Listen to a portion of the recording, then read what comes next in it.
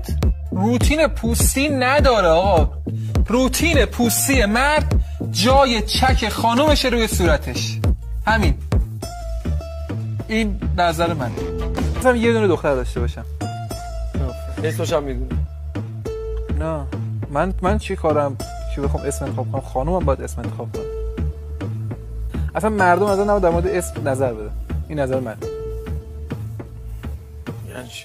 هر چی دستور داد خانومم من بچه‌مون رو همون صدا اون که احترام زن به جاست، اون اصلا یه بحث دیگه است که 100% همینطوره. احترام نه دستور بهشون. من میگم اصلا دوست داری دستوری به مثلا پسر میگه که ما تایپ هم نیستیم. تایپ چی؟ کی به پسرها اجازه تایپ داشته باشن؟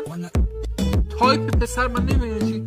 دختر برکت خداست، هر چی گیرت اومد خدا رو شکر کن. مثلا پسر شیمی رابطه ما هم نمیدونم. تو شیمی میفهمی؟ رابطه ما کار نمیکنه. رابطه باید کار کنه، تو باید کار کنی. تنلش مثلا پسر نباید هزینه داشته باشه.